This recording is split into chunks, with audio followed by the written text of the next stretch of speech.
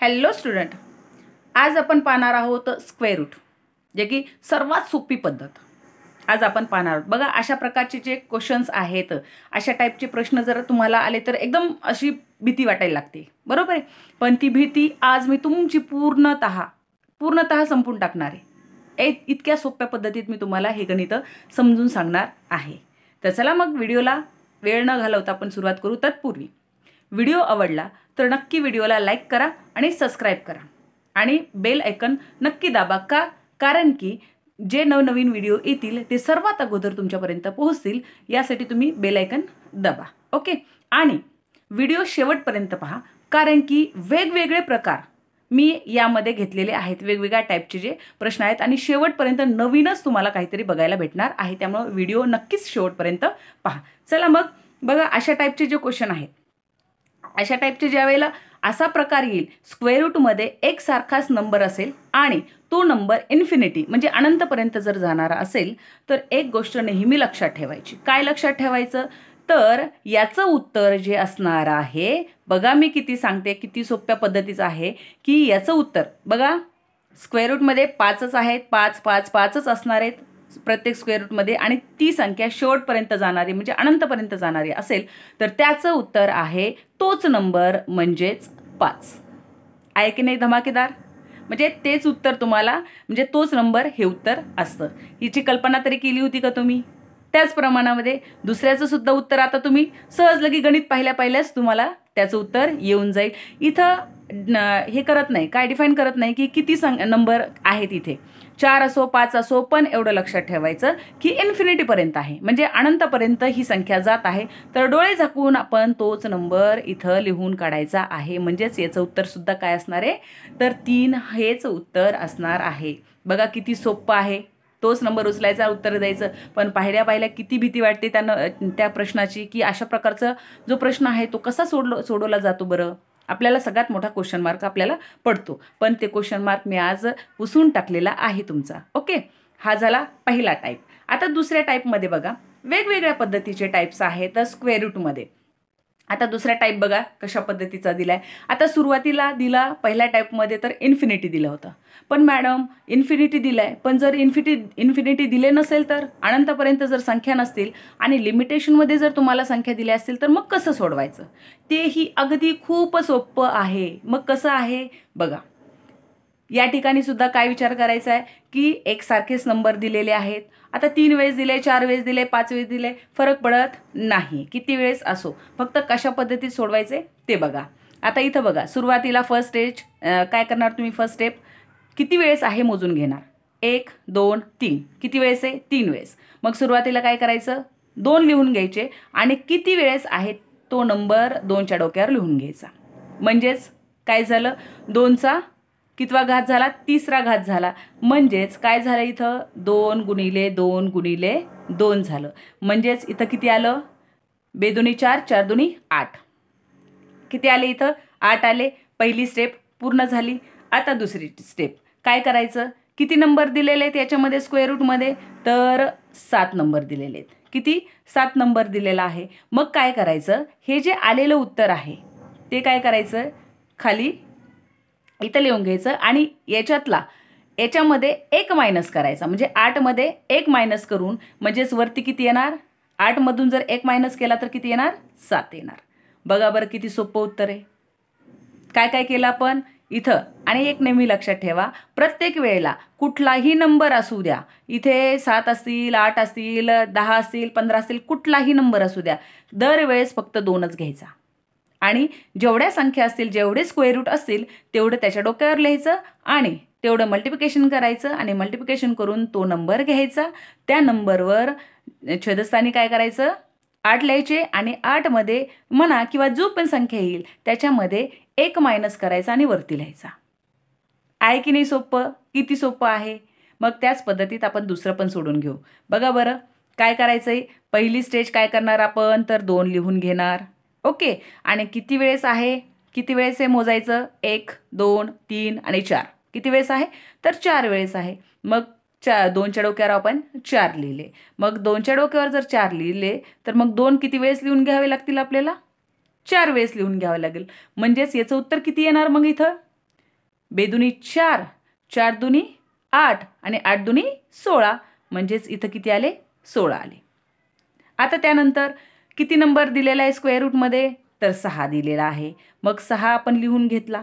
मग 6 लिहून घेतल्याच्या नंतर सुरुवातीला आपल्याला 16 हे काय करायचे? तर इथं त्याच्या डोक्यावर छेदस्थानी लिहून घ्यायचे आणि ह्या 16 मधून 1 मायनस करायचा आहे. 1 मायनस केला म्हणजेच इथं आपल्याला किती येणार? 16 मधून 1 गेला 15 आणि हे झालं आपलं उत्तर. आहे की नाही सोपं? वेगळं आहे का काही? एकदम सोपं आहे. हा झाला टाईप दुसरा. त्यानंतरचा तिसरा टाईप बघा. एक वेगवेगळ्या प्रकारचे क्वेश्चन तुम्हाला पाहायला मिळतील. त्यामुळे व्हिडिओ नक्कीच शेवटपर्यंत पहा आणि व्हिडिओ आवडला तर लाईक सबस्क्राईब नक्की करा. चला मग तिसरा टाईप काय? तर मॅडम अशा प्रकारचे जर गणित आलं म्हणजेच काय? अशा प्रकारचं जर आम्हाला प्रॉब्लेम आला तर कशा पद्धतीत सोडवायचा? इथं प्लस प्लस दिलेला आहे. ठीक आहे, आधी तर काहीच दिलेलं नव्हतं पण आता इथं प्लस प्लस दिलेलं आहे. आता इथं पण नेहमी एक गोष्ट लक्षात ठेवायची, ज्या वेळेला तुम्हाला प्लस दिलेले असतील आणि एकच संख्या दिलेली असेल, स्क्वेअर रूटमध्ये एकसारखी संख्या दिलेली असेल आणि प्लस दिलेलं असेल तर त्यावेळेला आणि ती संख्या जर इन्फिनिटी म्हणजे शेवटपर्यंत अनंतपर्यंत जर ती संख्या सांगितलेली असेल तर काय करायचं बघा? तो नंबर जो नंबर दिलेला आहे त्या नंबरचे दोन अशा संख्या शोधायच्या की त्यांच्यामध्ये गॅप फक्त 1 नंबरचा असेल. गॅप फक्त 1 नंबरचा असेल. आता इथं जर आपण पाहिलं तर इथं नंबर किती? आपण 3 चोक 12 म्हणजे दोघांचा गुणाकार 12 आला पाहिजे पण त्यांच्यामध्ये फरक किती असायला पाहिजे? तर 1चा फरक असला पाहिजे. कितीचा? 1चा फरक. मग हा झाला 1चा फरक म्हणजे 3 गुणिले 4, 3 चोक 12 आले. ओके. आता त्याचप्रमाणे हे दोन्ही पण गणित मी तुम्हाला सोबतच समजून सांगते. इथं सुद्धा 3 चोक 12 येईल. आता इथं एक गोष्ट लक्षात ठेवायची, ज्या वेळेला प्लस असेल, ऐका व्यवस्थित हा, ज्या वेळेला अशा प्रकारचा अशा टाईपचा जर क्वेश्चन असेल आणि त्यामध्ये जर तुम्हाला प्लस दिलेलं असेल तर हे जे 2 फॅक्टर पाडलेत तुम्ही याचे 12चे 2 जे संख्या घेतलेल्या आहेत त्यामध्ये प्लस असेल तर मोठी संख्या वापरायची. लक्षात आलं? प्लस असेल तर मोठी संख्या वापरायची म्हणजेच याचं उत्तर आलेलं आहे 4. बघा किती सोपं आहे.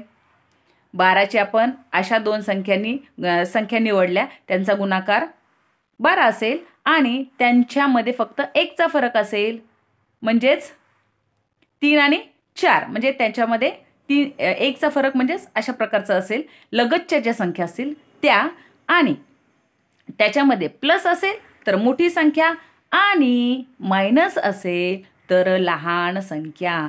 बघा बरं किती सोपं आहे.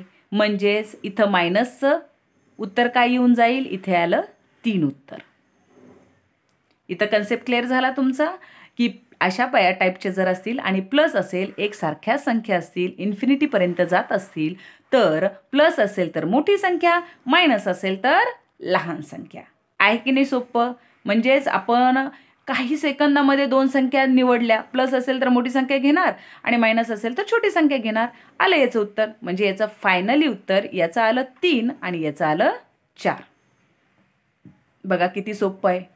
हे झालं. आता ही बेरीज झाली, वजाबाकी झाली म्हणजे प्लस झाले, मायनस झाले. आता त्यानंतर मॅडम जर मल्टिप्लिकेशन असेल तर काय करायचं? बरोबर आहे. मल्टिप्लिकेशन असेल तर काय करायचं? मल्टिप्लिकेशन असेल तरीही काय करायचं? तर मग यामध्ये नेहमी लक्षात ठेवायचं मल्टिप्लिकेशनमध्ये तेच नंबर असतील म्हणजेच काय? 12 12 12च असतील, 12 12च जर असतील आणि ते इन्फिनिटीपर्यंत असतील तर त्याचं उत्तर बघा इथं काहीच काढायचं नाही. तर त्याचं उत्तर तोच नंबर असतो. म्हणजेच याचं उत्तर काय येणार आहे? 12 येणार आहे. बघा किती सोपं आहे. म्हणजे फक्त गणित पाहिलं की आपल्याला उत्तर येऊन जातं.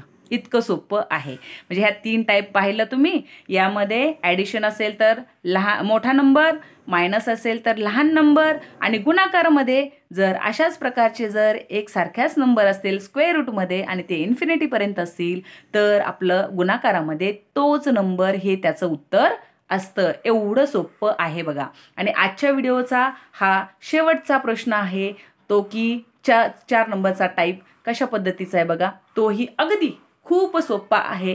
जे की आपण आधी ॲडिशनमध्ये बघितलं तेच आता फक्त काय तर मध्ये त्यांनी 2 जोडून क्वेश्चन दिलेले आहेत, मग त्याचं उत्तर कशा पद्धतीत काढायचं. आता इथं आपल्याला माहिती आहे ॲडिशनमध्ये आपण काय केले होते, असे 2 नंबर शोधले होते ज्यांचा की गुणाकार काय असणार आहे, 30 असणार आहे आणि त्या लगतचे नंबर असतील, म्हणजेच इथं काय असणार आहे, 5 सख 30 म्हणजेच 5 गुणिले 6 हे काय झाले, हे नंबर आले. आता आपल्याला माहिती आहे इथं ॲडिशन आहे, ॲडिशन आहे म्हणजेच काय येणार आहे, तर मोठी संख्या येणार आहे. ही घेतली मी सुरुवातीला मोठी संख्या. ओके, त्यानंतर हे प्लसला प्लस लावून घेतलं. आता यापुढं बघा इथंही सेम आहे, एकसारख्या संख्या आहेत. याचे सुद्धा आपल्याला 2 असे नंबर शोधायचे आहेत ज्यांचा की गुणाकार 56 असेल आणि ते लगतच्या संख्या असतील, म्हणजेच 7 गुणिले 8 म्हणजे 7 8 56. इथं सुद्धा ॲडिशन आहे, म्हणजेच इथं सुद्धा आपल्याला काय करायचं आहे, मोठी संख्या घ्यायची आहे. ही आली मोठी संख्या 8, म्हणजेच 6 आणि 8 ह्या दोघांची ॲडिशन जर केली तर येतंय 14, म्हणजेच याचं उत्तर येऊन जाईल 14. किती सोपं आहे बघा. गणित जर पाहिलं तर एकदम असं म्हणतात ना, एकदम घाबरट सुटते आपल्याला की अशा प्रकारची गणित आपल्याला सुटणारच नाहीत, पण हे खूप सोपे प्रश्न आहेत. आशा आहे की तुम्हाला ह्या सर्व प्रश्न आणि हे सर्व क्वेश्चन तुम्हाला समजलेत. तर व्हिडिओ आवडला तर नक्कीच लाईक सबस्क्राईब करा आणि व्हिडिओला शेअर करा. थँक्यू.